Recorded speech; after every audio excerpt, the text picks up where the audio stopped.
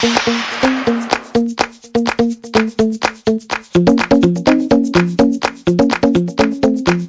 everybody. Welcome to La Lista, a LatinX writers podcast. My name is Ruben Mendive, and I am your host. Today, we have another writer here for you all to listen to. So I'll start every podcast like I do, which is I have the writer introduce themselves. So your name, who you are, and how you identify. All right. Hi, everyone. Thanks for listening. My name is Maira Hernandez, and I am an author of a book. And how I identify is Mexican American, and I also like Mexicana. I love the way it sounds in Spanish, so that's one thing that I hold dear to my heart. And part of what I write and what I continue writing is just kind of what my life experience has been. So what I wrote, my book is called Aventura Amor y Tacos, The Path to Reconnecting with the Motherland. So a lot of identity and exploring and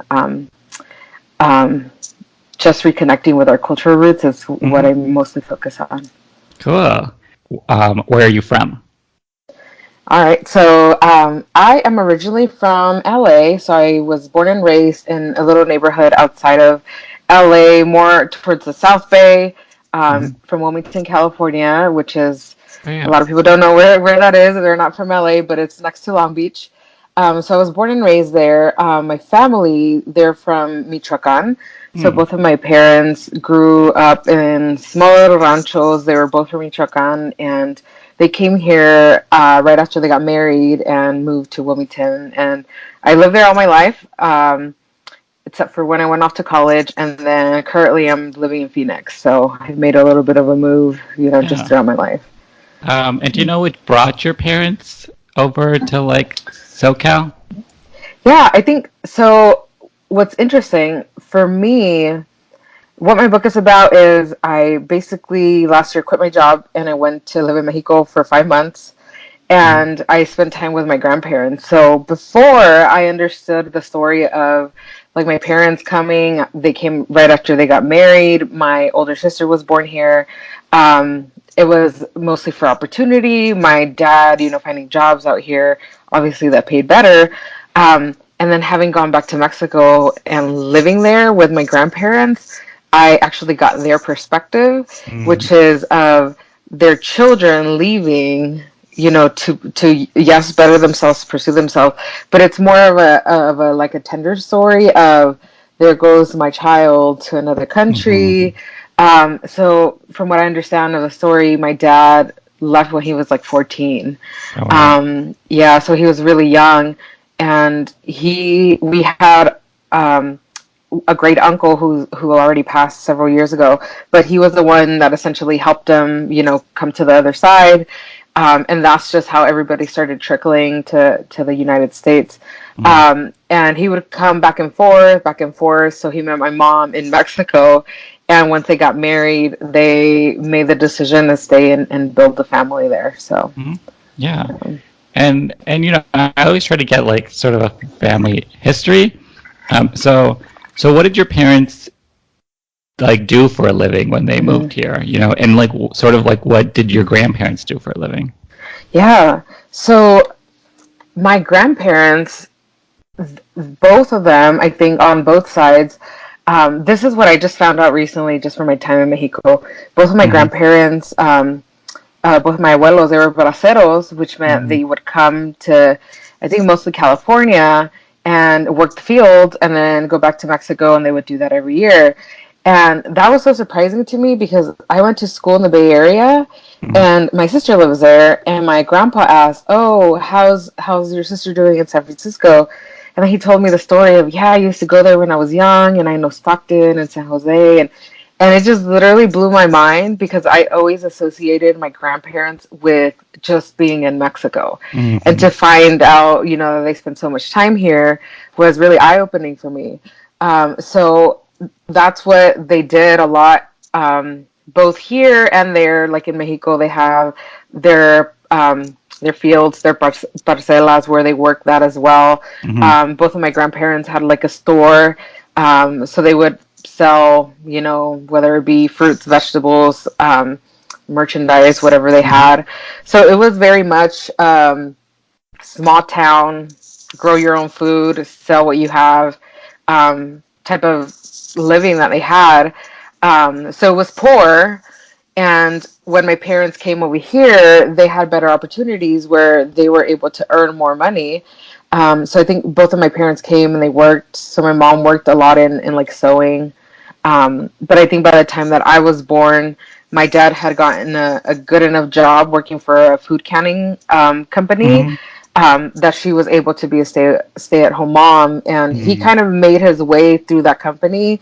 So since I was born, which is almost 30 years, he's been working there since. Oh, wow. So he's just kind of like put in work to that company because it's been able to provide for our family. Yeah, yeah, that's interesting, Like I think, I'm an immigrant too, and my family is too, and I think we consider our like history in this country so recent. Yeah, So it's like I just found out that yeah. my grandfather on my mom's side was in like Miami and Tampa during like from 58 to 1960. Wow. And I'm like, "Oh, I thought we got here for the first time in like Right. 93." Yeah. Yeah, and I So, think that yeah. that's what's been great about me going back to Mexico and exploring that, Mhm. because it's heavy. Like if we think we're the ones who hold the history here, it's like real heavy for us to carry. Mhm. And recognizing that it's literally generational, I'm just like, wow, okay, that's why it's so important to find out those stories. Yeah. Yeah, and it also, speaks to just like how different immigration was a couple decades ago, how it could go back Mhm. and forth and then like the laws changed, the border changed, and then people Mhm. just found it easier to stay in the Right. US. Right. So yeah, and like what does that speak to like if that hadn't happened, like how would we feel so disconnected from the homeland? Would we feel so disconnected from Right. that family? Like Yeah. yeah. Yeah. I think you bring up a good point, because so another thing that I recently learned, and it kind of um, proves some of my ignorance, I guess, because what I didn't recognize was I have a 19-year-old cousin who comes to the US to work the fields, and he comes in a visa. Like I did not know that that was a thing that was possible, that you can come like on a visa, and he spends I think 8 months out of a year working here, and so does like half of the young guys from the rancho we're from. Mm. Um, so and I think what's interesting is that they want to go back to Mexico because that's their life, that's their home, but they love the opportunity of being able to earn more to provide for the families that they have back in Mexico. So, but that's because it's accessible to them. But for those Yeah. who can't cross the border back, Hmm. it must be like so painful not to be able to connect physically again with those people that are left, Yeah. in the other country. Yeah. Yeah. Yeah, because I was in like Tijuana like maybe a year or two ago, and you see the families talking through like the border fence. And Yeah. I remember thinking when I saw that, I was like, oh, I wish my family had that. Like, that we Uh, were able to just drive down from like San Diego or LA yeah. and just talk through the fence. And Hmm. like even then, it's like, oh, like, or even like now how families FaceTime and everything. It's Yeah. like, oh, we never had that growing up. Right. Yeah. Very true. Yeah. So let's talk about, you and like your childhood. Like, what Hmm. was your home life like? What were you like Hmm. in like as a kid? Yeah. So I think as a kid, we were lucky enough. And again, I started having spent so much time in Mexico. I started to appreciate the customs that they had of like being surrounded by family, seeing each other every day. Like you literally talk to your Hmm. friends, to your neighbors, to everybody every single day. And it made me appreciate the kind of life that my parents set up over here, because I think they try to recreate it in the best way possible, not just for us, but for them to survive in community. Yeah. So literally where we live, it's our house. My aunt lives across the street from us. My other aunt lives next to her. The compadre lives next to her. My other aunt lives like 2 blocks away. So everybody's pretty much centralized where we live with family, and we know the whole block. So as a Mhm. kid, that's what it was like. Like we would go outside, we would play out in the streets. We were all related.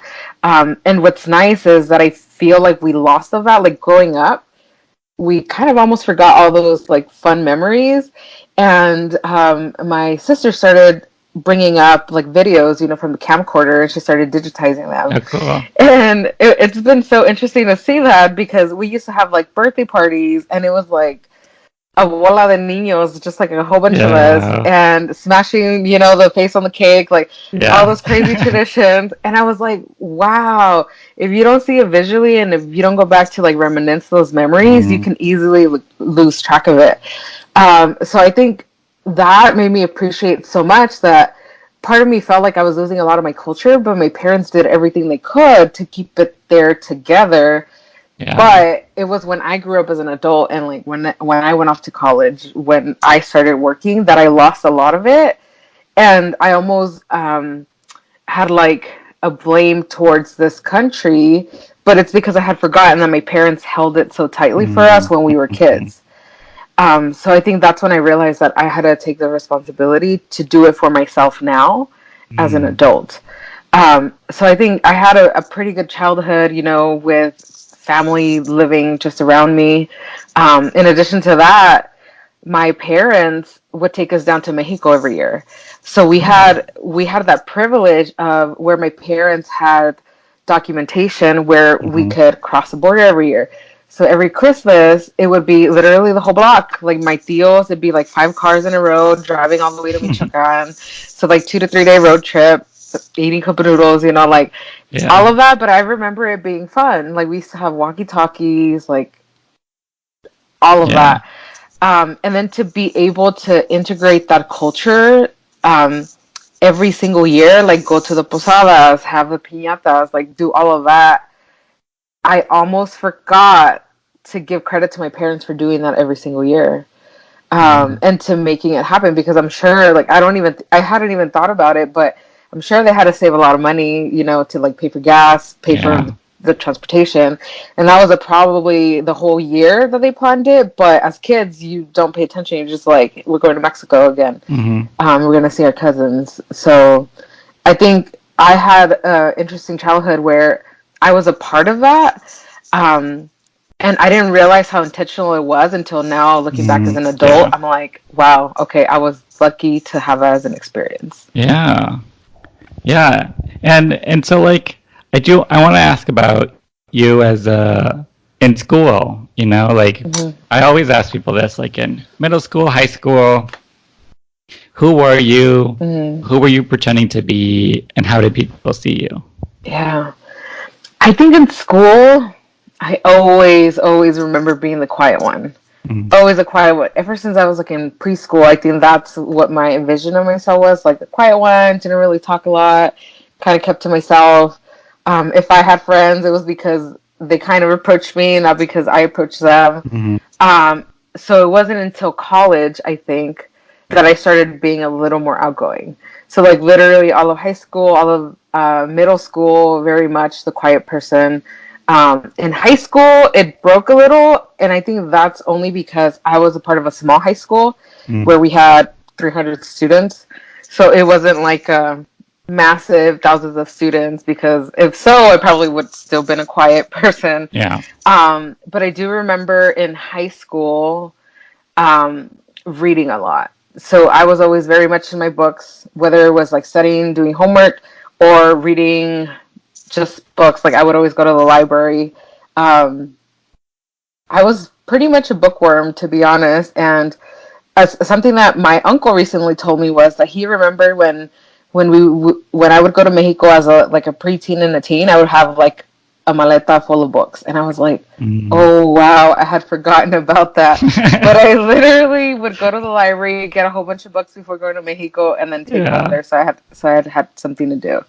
So I was very much like the quiet, shy person. Hmm. And it was books that really kind of kept me entertained. That and music. I've always Hmm. been kind of like taking all of that in. Yeah. And how would you describe the town you grew up in? And for someone that has never been there, like what was the Mhm. culture like at the time? And how would you Yeah. describe it? Um, from what I remember of growing up, it was very much Hispanic. Mm, And more so than that, I think because I grew up, literally my block was full of people, that were family or that we Hmm. knew. So it's pretty much all Mexican. Hmm. Were living there. And then going to school, I think I never understood the idea of people being out non-Mexican, even though Hmm. I was in the Yeah. United States. Like, even though I was in the United States, I didn't understand that. And it might have been until high school, maybe middle school, that it kind of like became a little bit more clear. Hmm. Because I even remember going to Mexico, and my cousins had pennies, and I was like, "How do you have pennies? You don't live in California," but they lived in Illinois. Like, I didn't Hmm. understand that was part of the Yeah. same Yeah. country, because I went to Mexico. Mexico had different money; it was pesos, so I figured if Yeah. they lived somewhere else, it would be different money. I Yeah. don't know, but that was kind of like my understanding, because Yeah. that was my whole experience. So it was very much like Hispanic, very urban, kind of ghetto, and I was kind of ghetto myself. Like, that's just what it was, with, like, the shoes, the baggy clothes, the hairdos, all of that.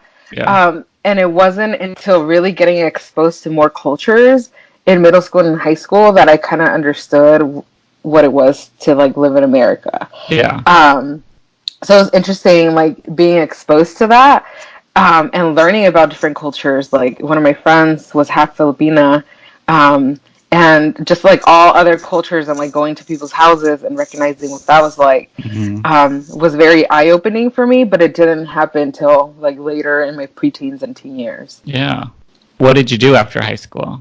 Yeah, so I ended up going to UC Berkeley, Mm. because I was such a bookworm that I always saw like college was the thing I needed to do. Um, I remember even from elementary school knowing that that's what my parents wanted for me. Mm. And academia was easy. Like, I was good at math. I loved to read. Like, learning wasn't hard for me. Hmm. So if it wasn't hard for me, what would hold me back from actually going to college? So I think that's what kind of pushed me to go hard on academics. And Hmm. I ended up going to UC Berkeley, and that was an interesting experience in telling my parents that I was going to leave from home and like go to college. Yeah. So that was a interesting conversation for them, because I think they just didn't want to, one, let me go from home, and then two, because I was a woman. Mm. Yeah. So that was a whole conversation. Yeah. Yeah. And what did you major in? I ended up studying psychology Hmm. and media studies. Mm. Um, and I think a lot of that was just because I love the learning of psychology, and Hmm. media studies just kind of fell on my lap, because I loved like the internet and visuals and writing and things like that. So Mm. Yeah. And so what was it like when you did move up to Berkeley? yeah, like who were you and like what was the uh, environment like? yeah. So that was such an interesting experience for me, because it was an extreme culture shock coming from like a predominantly Latino community, even just like minority community, because in my high Hmm. school it was primarily Latinos, African Americans, people of Yeah. color, Hmm. to then going to Berkeley, which was maybe the majority was Caucasian and then Asian, Hmm. and maybe, if at that, like 20% people of color. Yeah. So it was a complete culture shock. And I think I had this idea what the movies was like. Like, I was going to be best friends with my roommates, and like, we're going Yeah. to go out and party. And then when I got there, there was like a lot of microaggressions that I didn't even know Right. what they were. Like, Yeah. I didn't know how to identify that. I was like, "Oh, that didn't feel nice." Like, Yeah. what was that? Um, and I think with that, I became very closed off, like very Yeah. closed off, Hmm. because I felt like nobody understood me, nobody understood where I came from, Yeah. um, and I knew, like, I was a complete loner my first semester. I only had like one friend at my college, and then two of my high school friends were in San Francisco. So I would hang out with them Hmm. a lot of the time. Yeah. But I realized that if I didn't push myself to like get out of my comfort zone, I would literally be a loner all 4 years. Yeah. So I kind of forced my way into like organizations and being involved my second semester so that I could start building that community. Yeah. Um, And when that happened, it just became way easier to be a part of the Berkeley campus. Mm-hmm. Yeah, it is interesting how these universities love to like tout diversity in the pamphlets and say how diverse it is, and I'm sure for a lot of like white kids from the suburbs, it feels like the most diverse place they've ever been. Right. But like it's the opposite for like people of color. Like it is a white institution with the majority white students, and you sort of try to like figure out and it's definitely the burden is on us to sort of like make it work and really be because so many times like I would like you mentioned like, oh, that didn't feel great, like what they said or what they did. And it's interesting because at the time you don't really have the like words to put it or so I was telling like a friend of mine who was saying like, well, how do you know? And I'm just like, or like, why is this racist or why is this a microaggression? It's like I'm not always gonna have the words to say it, but I feel it in my gut. Exactly. Yeah. Which is again, it's like I'm not always gonna know why, but your whole body feels it the second it happens. And it's a hard thing to explain, but it's like we're not making it up also, Yeah. You know what was interesting? Being in Mexico, there's so much that I tie into it because I just found a new way to reflect on my life from a different perspective. And I remember in college feeling like really alone, one, because I was pretty much a loner, but two, because I felt like, well, nobody in my family has ever gone to college, like ever. Who am I going to ask about it? I don't know. Who's going to give me advice? I don't know. That's exactly how I felt. And I was just like, the only people we could talk about it are the people who are there, and we can kind of like lean on each other for support. Yeah. What I realized though, and this was very, very interesting for me because I started going through the feelings of like loneliness, culture shock, missing family, missing culture, like all of that. And then I've been more open to talking to like a lot of current immigrants, like here, because I felt like almost having a degree, I have to stick within my academic circles. And that's where I felt the success was. But then I started to reconnect with the people in my community, right? And from those conversations, I realized not only them, but also my parents. I hadn't even thought about it because it had been so long ago. They themselves went through the culture shock, went through feeling alone, went through like literally all the exact same feelings I was feeling being the first going to college were probably some of the same feelings that my parents had. But it hadn't even crossed my mind to call them and be like, how did you deal with being an immigrant family? How did you deal with coming to a new country? Because I know it was not easy, and I'm sure they had their moments of like depression or anxiety or whatever it might be.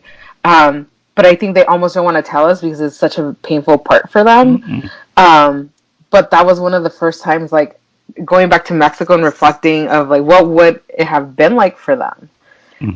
To miss their families, where I actually realized that we have a lot of experiences in common.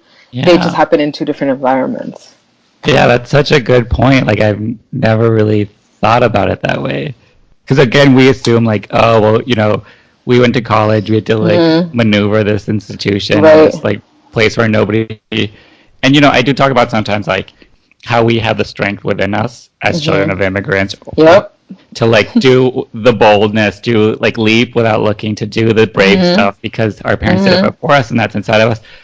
But I've never really thought of it in the sense that it's like, and then all the feelings, all the turmoil that comes with it, all the insecurity, all the bad stuff, like that we're going through, like they also went through. Like, yeah, that's so interesting. I've never thought of that, and I think it's also from that, like at least with my parents, it was like, well, you're a kid. I'm not supposed to be telling you that stuff. It's not like. Like I'm the parent, you're the kid. Like you're not supposed to be worried about my problems, Right.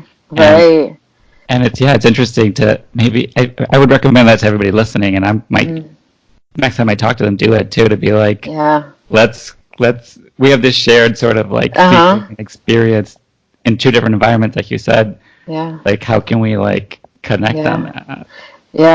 And I think that's what my biggest thing is that's what I realized, that I had to sit down, pay attention to the stories, and especially with my grandparents, because I don't know how much longer I'm going to have them, and with that, like well, recently, I just last week I had to go to Mexico because one of my other grandparents passed away. So it's like that's where the need is, that's where the urgency is for me to reconnect with that, because a lot of the stories my grandparents told me, I'm pretty sure my dad, my mom, my uncles like don't even know the perspective my grandparents have. Yeah. Because another thing I realized was my parents have now been in the U.S. longer than they were in Mexico. Like Hmm. at this point, they spent the majority of their life here, and part of it was I felt as a child of an immigrant, I felt a lot of my roots, a lot of my culture was inherited from my parents, right? Like that's who I relied on, that culture to be passed Hmm. down, you know. But now I was like, wait, because I remember going back to Mexico and my dad visited and my tia was there as well, and they were so assimilated to the American culture where like they didn't want to deal with like the moscas, you know, flying Yeah, around. yeah, They were kind of like yeah. squeamish about some of the food, and I'm just Yeah, like literally everybody lives like this here. And yeah.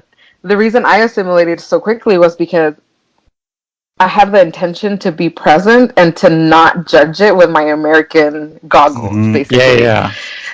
So it was interesting to see that, and I was like, wow, and we rely on them so much for our culture because they're the ones that were born there. But to a certain extent, we have to accept that they've also assimilated to Yeah. the America. So now the responsibility lies on both of us Hmm. because now, like, we're both grown, both our parents and us as children, that we have to take accountability and be more intentional about connecting Hmm. before we like completely lose what we used to have or where we came from. Yeah, yeah. No, I think you definitely have a good point of like, I feel like sort of the tide has changed on that within like individuals to like be more connected to their roots. But you're right. It is our responsibility to like actively like ask the questions, listen, Mm-hmm. make the time to like, because like, I get we're all I think basing it off like the lived experience, but Mm-hmm. even that has like perspectives. That has like a viewpoint that might be based on who your parents are and like Right. and yeah, and I think you're right about the grandparents too. Like, my grandparents aren't around, so Mm-hmm. I always tell people like ask them all the questions. Like, Mm-hmm. know their life story, know where they grew up, know ask them like interview them really, and just because once that I'm telling you from someone that doesn't have any grandparents now, Mm-hmm. once that info is gone, it is gone. Yeah. Like I Yeah. have stuff that I wish I knew that is just no longer. And Yeah. and again, I can ask my parents, but I'm getting their Right. view of it, like what they Right. understood of it, what was passed down to them from it. Yeah. So And you know what was interesting with that respect was that I lost my grandpa from my mom's side maybe like 15 years ago. mhm. So the grandparents I spent time with were the ones on my dad's side. Um, I didn't have a close relationship with my grandma on my mom's side, and she's the one that recently passed. But having been to Mexico and knowing that my parents came from like the same ranchos, I would hear stories all the time from all the elders. I used to be your grandma's best friend. This is what we used to do when we were younger. And then, because I would always talk to the elders like all the time, because they all sit outside of their house because they Yeah, want to have that interaction. And I would just like say hi to them, and they'd be like, "Yeah, I remember your grandpa. We used to go out and work in Oxnard and this and that." So I would hear these stories like secondhand from their peers, which is yeah, very different from our parents. yeah, So even just being there and like making that intentional connection to be in the place where I came from, I got so many stories from other people. So by the time I came back to the US, I made the effort to go see my grandma, which I did. Like thankfully I saw her before she passed. But it wasn't in a place where I could share these stories with her. But mhm. even then, I felt that gratitude of, even though I can't talk to her and speak to her in conversation, I know I heard enough to understand what her life was like. Yeah, And because of that, I feel at peace. hmm, And that was so special for me. So I think there's so much with the elders that are still left there of what they can share. It's just beautiful to see and beautiful to be a part of. And I think that's what kind of made me more proud of where I came from, and like to share that like we are literally amazing people with everything we've done, where the places we come from, everything we accomplished, and we can use that as almost like a fuel to continue doing that here on this hmm, side. yeah, yeah, because it really does speak to like the power of someone's story. Like, that's what we do as writers. That's what I'm trying to do on this podcast. It's like you don't really like know somebody until you've heard their story. Yeah. And then that tells you so much about who they are, where they came from, why they are the way they are, like why and that's why I like started this podcast, because it's like, who are these writers, what are they writing, and why are they writing that? What informs their perspective, what is personal to them, what is important to them, what is their point of view and perspective of how they grew up, who they are, who their parents were, because that all feeds into the types of stories we tell. So I want to ask, what you did after college. So what I did after college, I think having graduated, I felt that was almost like what I needed to do to give back to my parents for like the sacrifice they made coming to the US. Like, I knew that was something, like, it was a sacrifice, and I think one of the ways that I could repay them was to get a college education. With that said, I think my heart was in like helping others do the same, because I think a lot of first generation individuals have almost like that pressure to be successful, because we understand it was a burden and a sacrifice to come to this country. So ever since I graduated college, I've been in the college access, like public service field, where I worked for nonprofits. I worked for like a couple of college access nonprofits, and then I ended up working for a university. And it was kind of like going through the motions of helping others reach that goal of education. And what ended up happening was that I think getting caught up in the American culture of work, I felt very confused, because I was doing work that I liked, and I was helping people that I wanted to help. So I'm here like giving, and for whatever reason, I felt like real empty. I was like, what is going on? Am I too busy? Like, what is this conflict that's going on? And it was very, very confusing, because people are always like, if you find something that you love, you'll never have to work. But it didn't feel that way. Yeah. I was working at a university where I think I recognized that the majority of the work I was doing was administrative. I was working admissions. I was looking at transcripts, evaluating applications, and it was like thousands and thousands of applications, where I literally became desensitized to who was applying. Yeah. Like, it was to the point where I wasn't even looking at names. Like, and I was like, who am I? Like, I didn't come in this field to be that person that doesn't even care who submitted the application. And it got to a point where, and I understand a lot of it was because I was being overworked that year. So it was just a lot of hours, a lot of stress. Also, I was living in California and paying student loans. So the cost of that, I was just like, what am I living for? Like, I literally don't even have money to spend. So it just got to the point where I was like, is this what I want to continue doing? And within that year, I got reconnected to reading again, because for a long time I hadn't been reading. I was just going through the motions of life, like working, having fun, like going out with friends, etc. So when I started to get reconnected with reading again, I was like, wow, my life sucks right now, and I don't want it to. Like, I really don't want it to. And then, long story short, I had like a mini near-death experience, where when that happened, I was like, wait a minute, like, no, I don't want to live an unhappy life. So what do I need to do? And I've always been that person who dreamed about like quitting my job and traveling. One of my first jobs, I quit my job, but I didn't think I had enough savings to actually go traveling, so I found another job. So this time around, I was like, okay, let me make a plan where I can actually quit my job. And then I thought about it. I was like, where can I go where my savings will last me? And that's where Mexico came about, because from my freshman year of college till a couple of years before I made that decision, it had been 8 years since I had gone to Mexico. And I had gone for the holidays, and I realized that my body was literally at peace. I had no stress in me.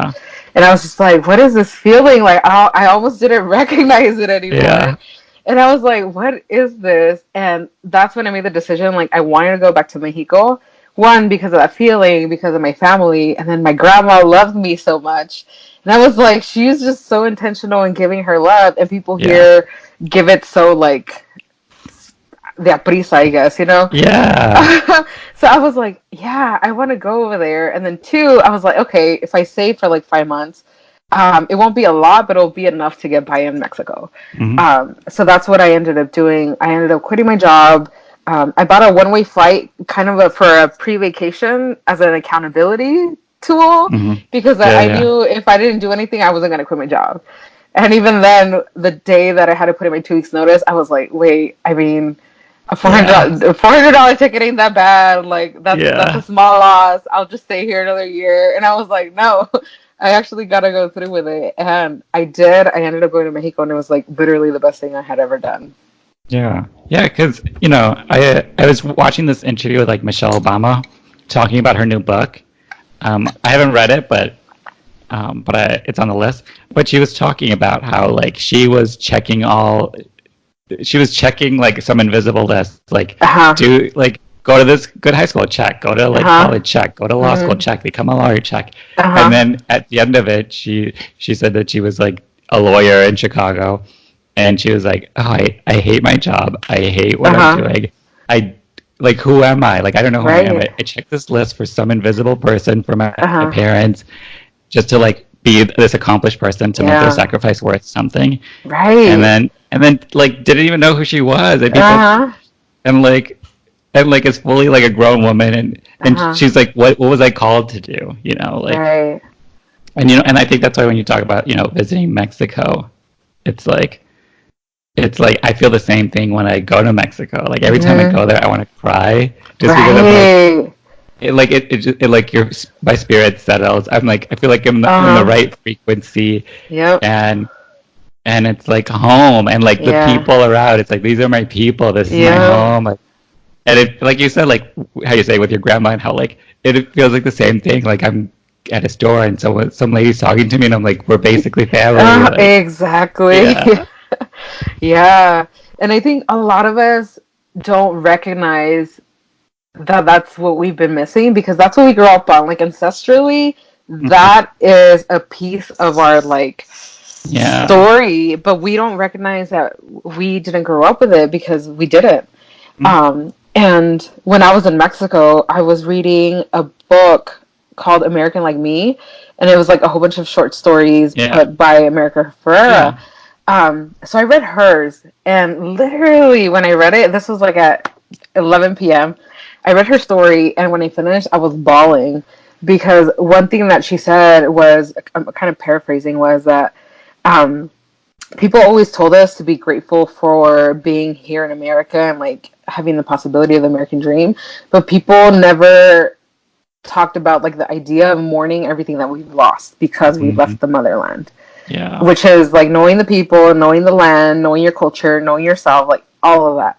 And I didn't know that until I went there, and it was like I went there and I recovered it, and now I have it with me, and now Mhm. I gotta share it with other people. Like there's so much that's missing within us, and we don't know because we've been disconnected to it, and then almost like our parents don't know too much because they're going through this whole new Yeah. experience of raising kids in America.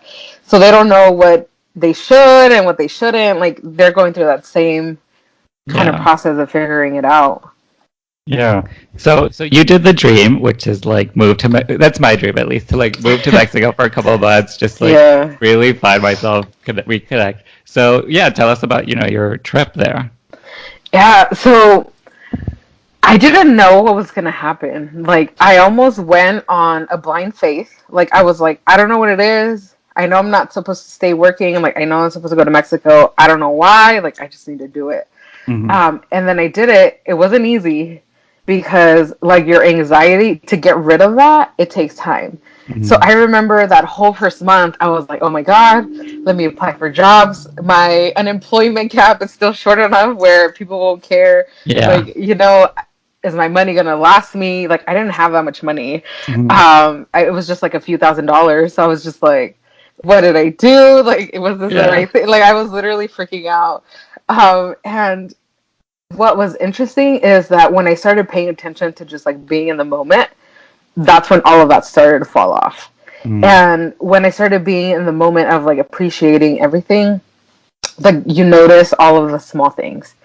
The food tasted better. Well, one, because it's like fresher, but two, Yeah. because you're actually sitting down, sharing a meal. And I remember so many times I would be sitting in the table with both of my grandparents.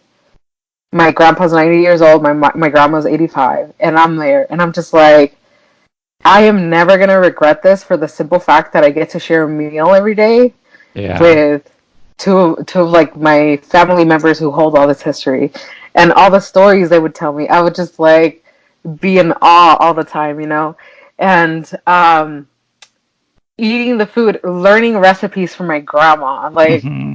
I cannot watch that on YouTube as Yeah. hard as I try. Like, you know, just the process of my grandma telling me it needs more salt or it needs more chile or like this. Yeah. It's a process that you have to learn with somebody else. Going to make tamales with my tia and like helping her bring the corn from the field and like, you know, all Mm. these different Yeah. things. The people, oh my gosh, like the people are just so loving.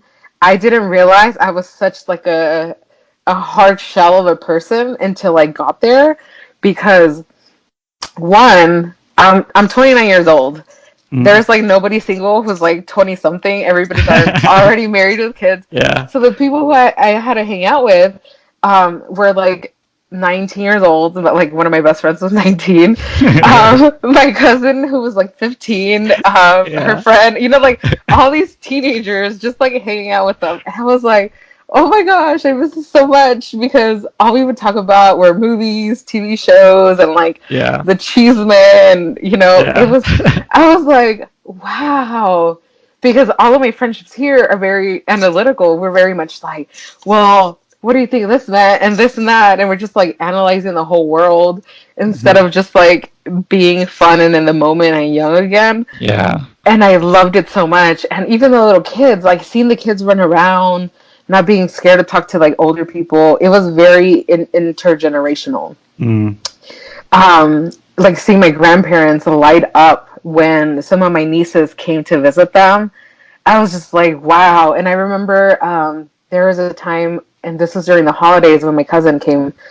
It was my grandparents, my tío, me and my cousins who are like my generation, and then the little girls. And I was like, there's four generations of my family in this room right Mm. now. I was like, when is that ever going to happen in the U.S.? Yeah. You know, it's like maybe two, maybe three, but this is four.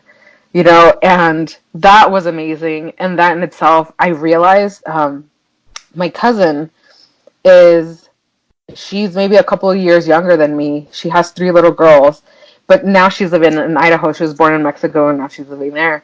Mhm. When I saw her little girls, I was like, oh my God, that is me 20 something Mm. years ago.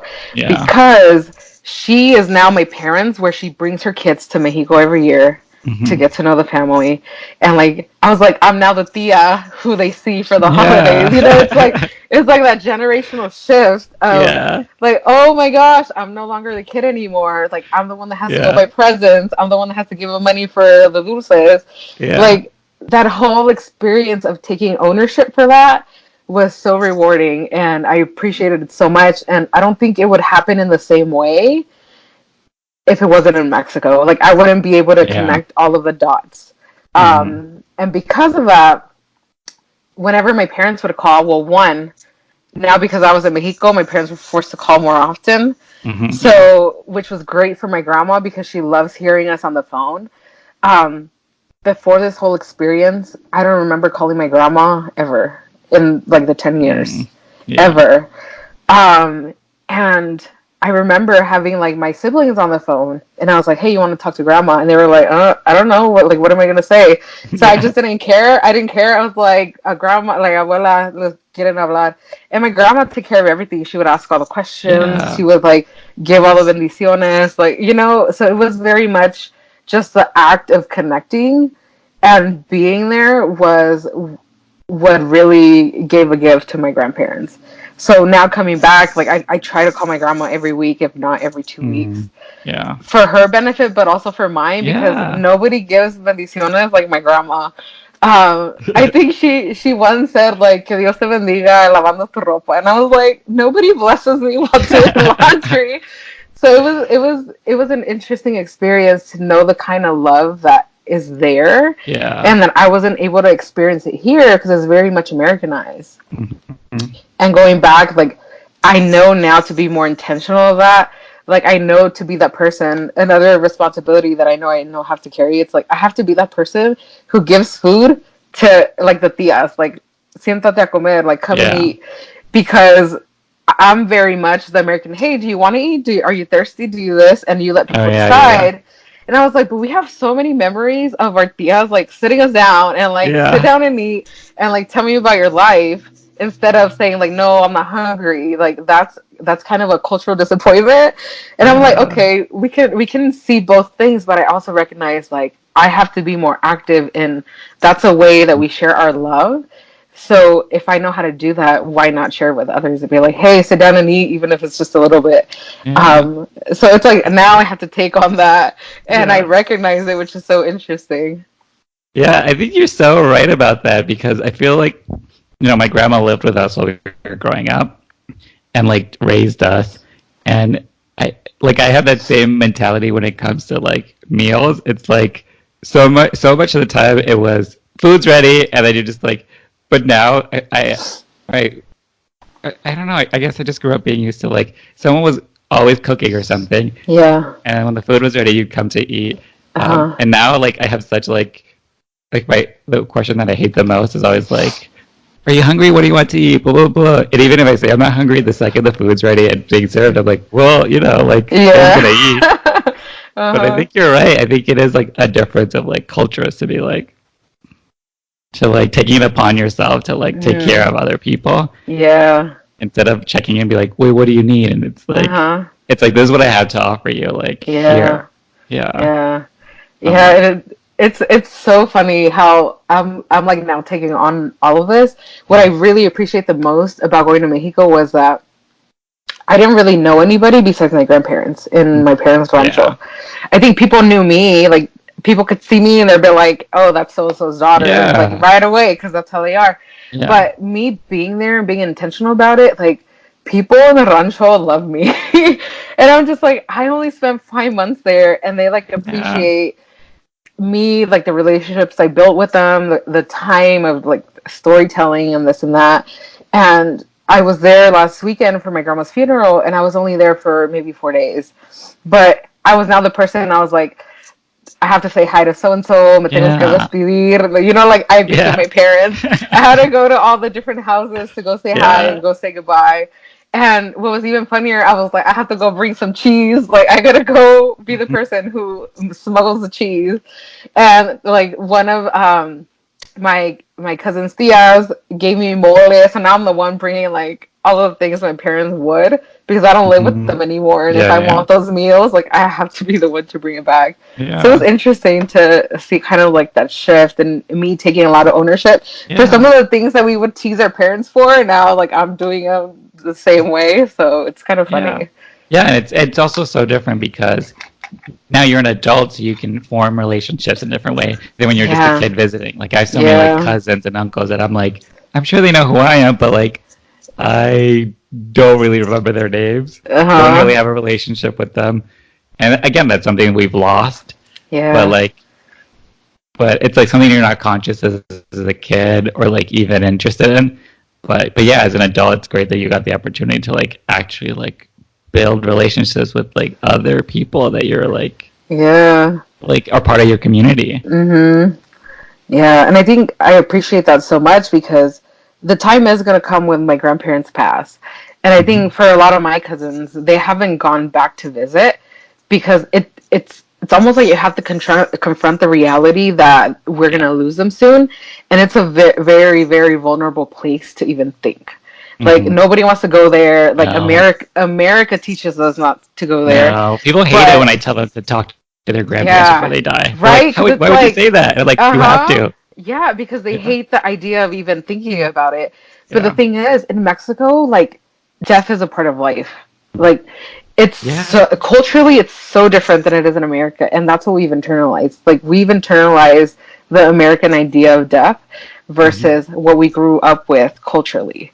Yeah. Um, and it kind of sucks, but it's the reality of it. Like it's it's better. Like, oh my gosh, I'm gonna be so grateful for all the stories that I have of my grandparents because I actually Yeah. made the effort to go have them. Hmm. If I didn't, I feel like I would just feel like empty, like, you know. Um, and now I'm so grateful. Like I know it's gonna suck. It's gonna be painful because now I have that relationship with my grandparents. It's gonna be even more painful than if I never had it. But it means so much to me, like everything that I have that I could Yeah. pass down, that it was totally worth it. Yeah. Um, so it's like a little difficult to have people go down that vulnerable path. But if Hmm. you don't, like what are you preventing like your own kids from having, or Yeah. like the next generation, or Yeah. it's just there. It's so beautiful and it's so amazing that why wouldn't we want to learn that and then pass it down? Yeah, because I think you are right. I think there is a different relationship to death in Mexico. Like I said, like when I was growing up with my grandma, she was talking about how like, or just constantly be like, "Well, I'm not going to be here, so you better do this," or like, blah, blah, blah. Like, Mm-hmm. just so casually would bring up that Yeah. she would not be here one day. Yeah. You're right. You're not going to be here. Like there was an eventuality, you Yeah. know. So what have you been up to since you've gotten back from your, Mm-hmm. your great Yeah. adventure? Yeah. So I came back and I remember being in Mexico and like writing a lot. I would Mm, have literally epiphanies where I'm just like, oh my God, now I see my identity different. Now mm, I see my grandparents different. Now I see my parents, like all of these epiphanies just like coming mm, left and right every single day, like all the time. So I would just like write about them, write about them, write about them. What's interesting is that being a writer, a lot of these ideas are ideas I've never heard of. Like I've never seen it placed, think about our experience this way and being it placed, mm, in this context and all of these all new ideas. And I was like, these aren't for me to keep. Like mm, I know they're not for me to keep because I know a lot of people have the same experience. So a lot of it was like me realizing that and actually putting my writing out there, which was one of the scariest things I've ever had to yeah. do in my life, like ever. So I remember I mentioned the piece from America Ferrera, Mm, and that night I stayed up maybe like 2 hours just like writing this entire piece that I called Mourning the Loss of My Mexico, which was recognizing everything I had lost and the feeling of like kind of growing up in America, being confused and this and that, and recognizing that what I had lost, I was now in the process of gaining back, and like mm, recognizing that it was beautiful and amazing, and that's where I could get my empowerment from, and all of this. And I wrote this entire piece, and this might have been like in November. mm, And I was like, okay, I should put it out there. Like, I should put it out there because it's literally not for me to have anymore. Like, it's yeah. for others to read. And I was just like, no, I can't do it. It was like the scariest thing because Yeah. I was crying when I was writing it. And I'm just like, it is so emotional that, like, no. And I remember I like, for an entire month, I was going back and forth, back and forth, back and forth to Hmm. actually putting it. Yeah. And I was just like, okay, I gotta do it. I gotta do it. And it took me an entire month to just put it as a blog post on my Facebook. Like literally that was it. And it was the hardest battle for me. And I remember Yeah. when I pushed submit, I like turned off my phone, put it on Yeah. airplane mode, and Yeah. I went back to the rancho. I was like, I don't have any service there, like just let it be. Yeah.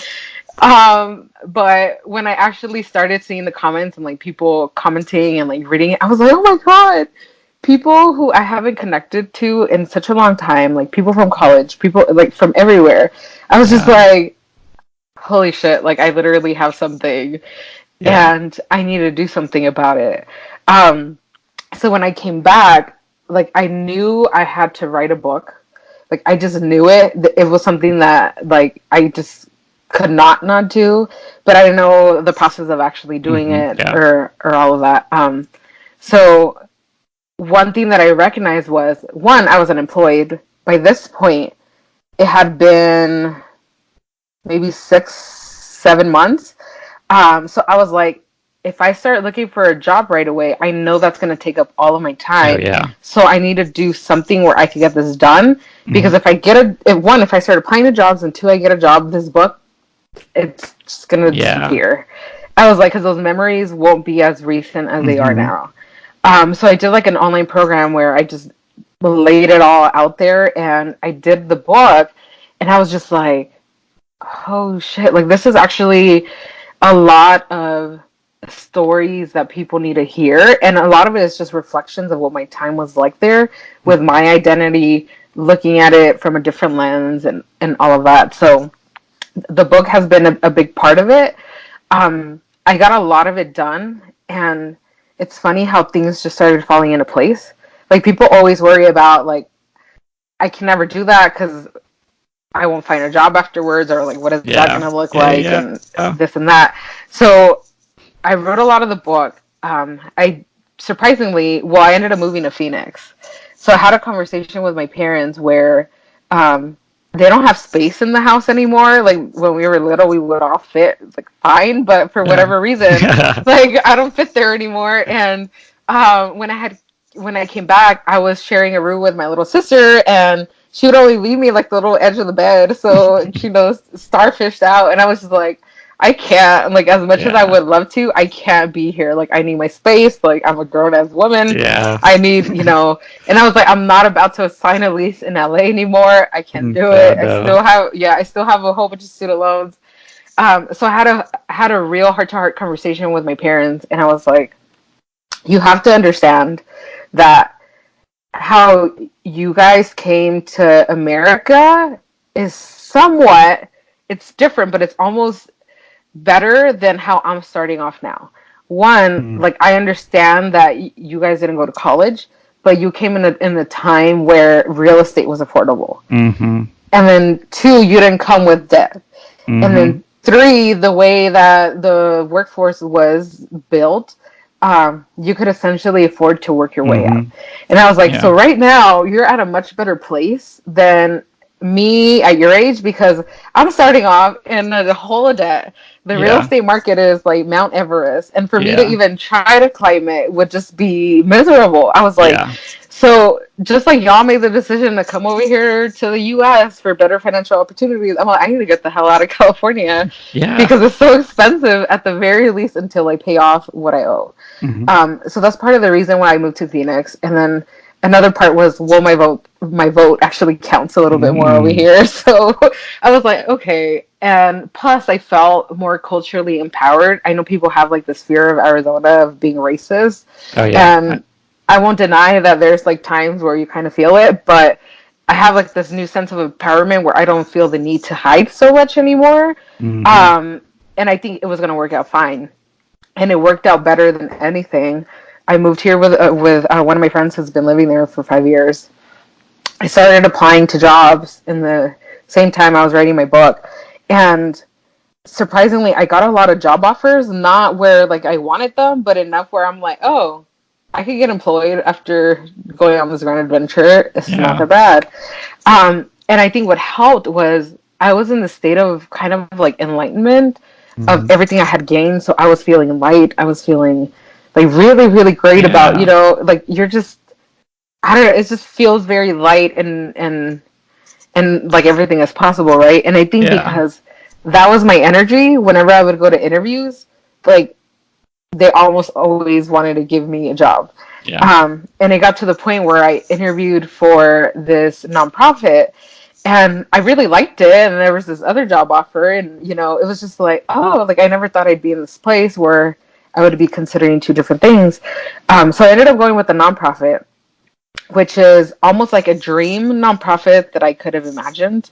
Mm. Because before this, and I even told my bosses, I was like, I have sworn off nonprofits. I can't do them anymore. Like, I can't. It just won't work for me. But this one, what was special about it was, um, it's it's almost like a social enterprise, and that's what I appreciate. That it's Mm. like financially sustainable. They treat their employees well. They treat the people we serve well. So it's Mm. like young adults of minority backgrounds. Yeah. So it was almost like the dream job I never knew existed.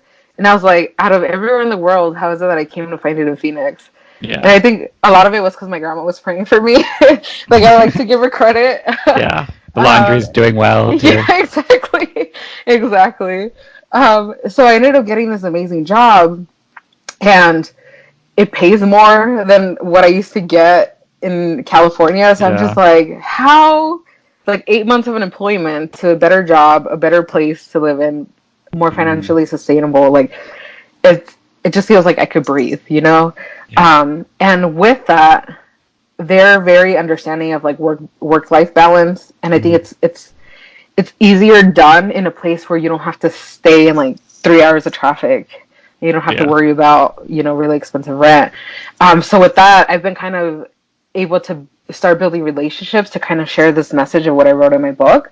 Mm, Because I think it changes a lot of the way people see themselves. Like, I've had a few people read it now, and like some of my old students I used to work with, a few mm, friends, and they're just like, this is everything that I thought Mexico was that I didn't know how to put into words. mm. And when people tell me that, I'm just like, huh.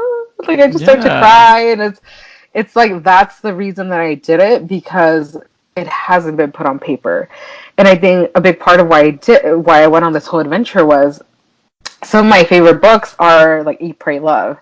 There's Mm, one, Top Five Regrets of a Dying, and like a whole bunch of like Go Live Your Best Life, like et cetera, et cetera. Wild, is another one, oh and yeah. I'm just like, these are all white women. Yeah. Like, I love the books, but these are all white women. Who Yeah. made the rule that we couldn't do this ourselves, Yeah. as well? Um, and like having the privilege to know the language to put it on paper, Mhm. and having that privilege of knowing how to use my resources to actually do it, Yeah. because so many of us have that story. It's just that putting it on paper and being able to Yeah. put it out in the world is it's a different process. So that's Yeah. kind of what I've been focusing on, just like work, and then putting this out and sharing it with others, and seeing where it goes, really. Yeah. Yeah. That's what like is extraordinary about like writing, like you grab this like vulnerable truth about yourself that you've been carrying around forever.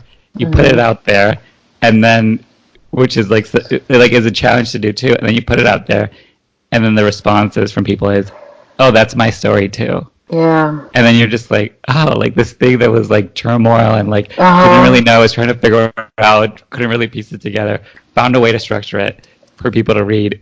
And so many people are like, I've been dealing with the same thing. And like the power in that to not only have Yeah. your work recognized, but also to have the truth of what you're writing and Yeah. about you to be recognized by other people, that you see like, oh, I'm not even like that alone. Hmm. Like I always tell people, like if there's one of you, there's a million of you. Yeah. Like we're not Yeah. that special. We're not that unique. Like we have so many Hmm. shared experiences, and Yeah. like and that's why I tell that to people, to also be like, and you're not alone. Like Hmm. so it's like great that you were able to like get a bunch of stuff off that like Facebook post. It motivated you to be like, okay, I got to keep doing, and it Hmm. also like speaks to how you, when you were doing the work you wanted to do, where you were doing the stuff Hmm. in your life that was important to you, how things synced up, how you Yep. like you felt purpose. You weren't doing some checklist for anybody. You were doing what is the Yeah. work I have to do? What is the purpose of what I'm passionate about and I want my life Yeah. to be about? Yeah. Yeah. And I think that provided almost like a realignment and a shift. Like, Hmm. exactly what you said. Like, I'm no longer doing a checklist for an invisible person. I'm doing a checklist for myself. Hmm. And like, it makes that purpose that much easier to live through life, where Yeah. it's like, oh, gotta leave to work because I have to work on this other thing, versus kind of bending over backwards to serve my job.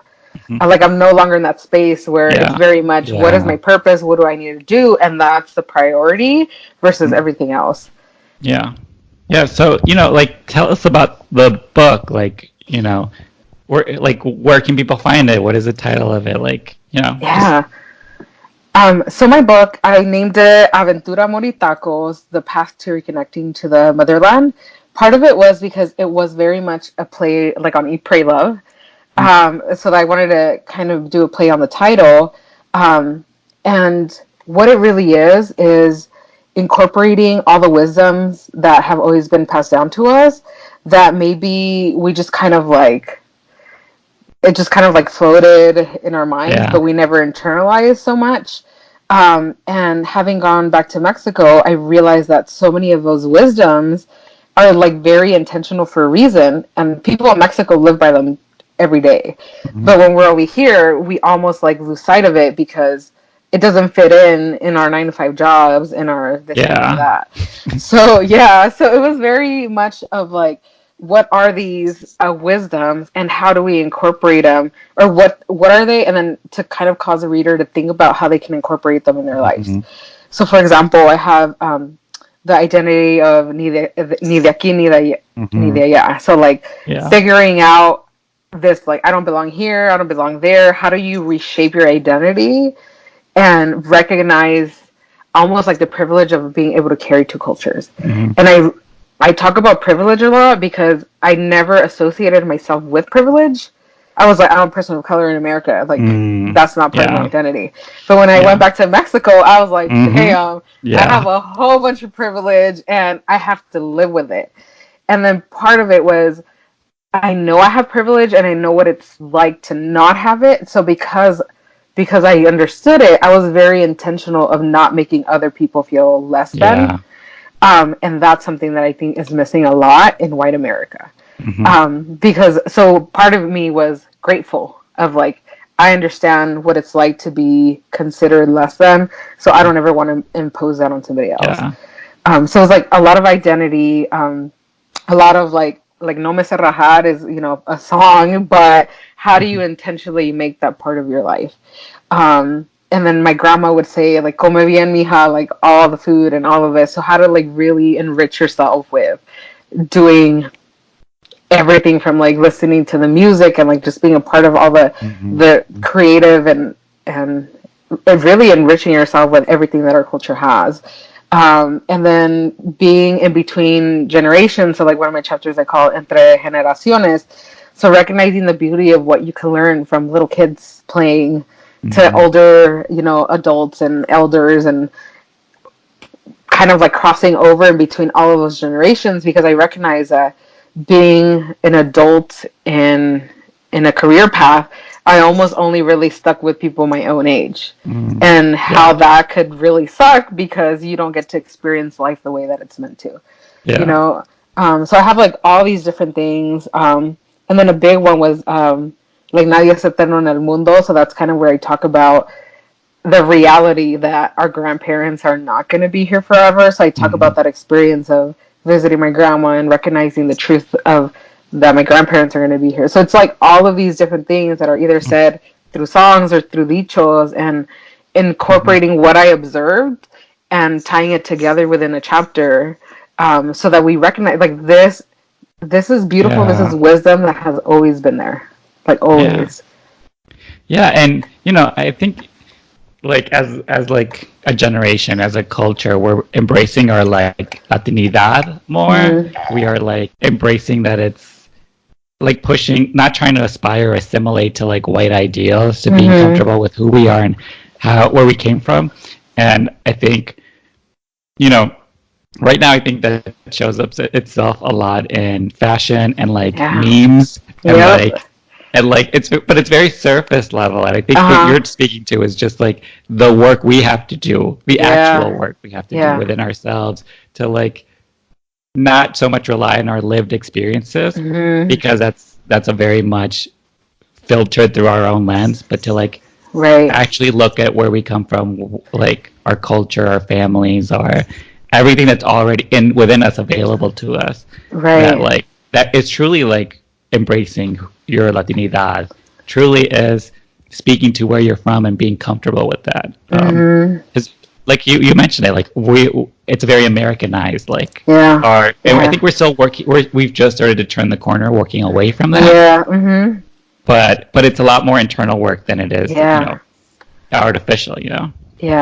It's almost like a sense of like standing in your own roots. And I think what I realized is like going deep and digging deep and kind of like planting that empowerment that's already there. So it's almost like uncovering it. What it helped me do is like really, really stand on my full truth, not in the truth that America wants to see. So Mm-hmm. like I know now, like coming back, I'm so lucky to work for an organization that is very, very about diversity, equity, and inclusion. So Mm-hmm. literally, we did a presentation on like names and pronouns and all that, and I was able to use myself as an example. Whereas now I'm very adamant that people say my name, Maira, not I'm Myra, not I'm, sorry, Maria. You I'm know. switching over too.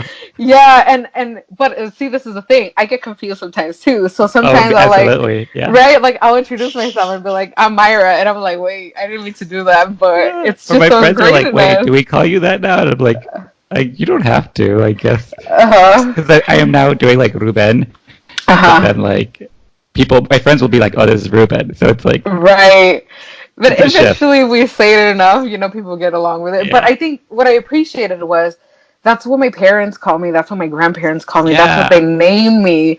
And Yeah. that's exactly what I presented to everybody. I was like, I love the sound of it. It sounds so much better in Spanish. Like so I'm making the effort to whenever I present myself, it's Maida. Yeah. So it's interesting, and I think I would have never been able to do that if I hadn't like gone and like people call me Mayra all over Mexico, and that's what Yeah. my name is supposed to be. So, Yeah. why not? Yeah. No, I was just talking to this writer, and he would get on me and other people about not putting an accent in their name, like the proper accent. Uh huh. And I was like, well, that's my mom says my name doesn't have an accent. He's like, well, she's also working off of like a false frame Hmm. of mind frame. So I'm like, okay, that's kind of harsh on my mom, but I was like, maybe he's right though. Like Yeah. my name should have an accent. Why? So I've just literally in the last 2 weeks Uh transitioned huh. into an accent, Yeah. and still keep forgetting to add it to stuff. But I was talking to him like, you're right. Like I should like decolonization is such a like popular word. Uh So I was thinking huh. like in that frame, but he's like, no, like he was saying his point was this is Martin. He was saying, no, we have to like acknowledge that the US is a multicultural society. So Exactly. why are we Americanizing our name Yeah. when it should just like we're multicultural Right. society, how we exist, there's multiple languages. So he's like Jesus gets a pass, Mhm. Jorge gets a Yeah. pass. But Uh like huh. for some reason Ruben, Cesar, Martin doesn't get a pass. Mhm. Like he's like, no, that's your name. Like start using it. So Yeah. and I was like, it took him a month, but I was like, you're totally right. You've convinced me. That is my name. Like that is Uh like you huh. said. Like that is what my family calls me. So Uh. why would I then change that to suit somebody else's when it's fine just Right. the way it is? But Right. it's like And small people. stuff like that. Yeah, no, and people learn like Arnold Schwarzenegger, like people learn how to Oh pronounce yeah, that, right? yeah, So why can't we have the same kind of respect because we're people of color? Like no, just yeah, learn it. yeah. Yeah. No, but it's interesting. Yeah. So, I always like to ask people who are the writers they admire. So these could be like heroes of yours, these could be peers, these could be people you see out and about that you like really admire their work from afar. So yeah, Hmm. just so maybe I can interview them or also just for the audience at home. Yeah. I think I've never had like a writer I really loved until like I was a full adult. And even then, I think what I appreciate are more like spiritual Mm, exploring kind of leader. So like I mentioned Eat Pray Love, Elizabeth Gilbert, I love her writing. Um and that's kind of what I strive for the people of color because no I don't know that too many writers exist in that realm of like self-discovery and self-exploration yeah. in that sense. Like Oprah is another big one. Mm, And I think I just read a lot of those books, Brene Brown, that just kind of like explore the deep, deep depths of who we are. But yeah. I also understand that I'm open to that because I've always been open to writing and like reading all these books. But for a person of color, I don't know that too many people gravitate because they don't understand that experience. So that's where I came in and I was like, why can't I bring that to the table if it doesn't exist? Mhm. Um, so I tend to gravitate towards those kind of books, but now I'm recognizing that I also have to be very intentional about other cultural books like Mexican writers and Yeah. Latino writers just overall Yeah. because there's a lot of great stories there that I haven't exposed myself Yeah. either. And I'm starting to, and I love the Spanish language. Like that's one Mhm. thing that I'm kind of diving into and being introduced to, because it's so beautiful. Like, it's writing in Spanish, it's so beautiful. Like, how did you, was the writing always there for you? Or was it something that you just sort of like found your way to recently? I think for me, I always, I wouldn't even say always, I journaled quite a bit when I was younger. I think the reading was always there, and then I always like try to get into journaling. So I think that's a few things that I did on and off. But to actually be intentional about my writing didn't come until maybe in the last year. Because I think that's probably the medium that I'm most comfortable with in exploring my ideas. And now I wrote a book and I'm barely starting to take or to be intentional about calling myself a writer. Yeah, that's a big step. Yeah, and it's like literally I just wrote an entire book and I'm barely getting to it. Yeah. So it's an interesting exploration of like the identity and taking and being intentional about having that label associated with myself. So tell the people where they can find you, like what's your social media, where can they get the book, all that stuff. Yeah, so my book is currently available on Amazon for ebook. I'm working on the cover, so to have it as a paperback, I know I'm kind of old school that way, like I need a paperback book, so hopefully I can get that done within the next month or so. It'll be available on Amazon because I'm self-publishing. And on social media, on Instagram as Maira with an I, so Maira .hdez for Hernandez. And that's probably the space that I'm probably more active on. Being intentional about starting to share more of the pictures. I'm also a photographer, and I took a lot of pictures in my time in Mexico. So I want to just kind of give light to the beautiful country and people that are associated with us. My final question is, I always have the writer title their episode. So the prompt is a blank Latinx writer. So in that blank area, you can put, how you identify, the type of writing you do, your journey you've been on. I think self-exploring Latinx writer. All right. I think that's what my journey was about. Good. And I'm really, I'm like gonna buy this book today. Like just in this conversation, like, yes, that is my story. Yes, and that is my dream, to move to Mexico for a couple of months and just like reconnect and be in the motherland. Yeah. So, I want to see like what that was like and like the lessons learned. Because again, it is a thing of privilege to even be able to afford to do it, to have the time off. Exactly. So it's like I don't really have that time or money to do that, but it's like, that doesn't mean like I don't get the lessons also, Right. I think what's so great about the book, because it's our story too, and from your story we learned so much. Yeah. And hopefully in 5 or 10 years, like I actually want to do that for real. Like I want to go back and live there. So we'll see. Putting it out in the universe. So I wanted to thank you so much for being on the podcast, for sharing your story. This is what I love about the podcast. I learn something new every day.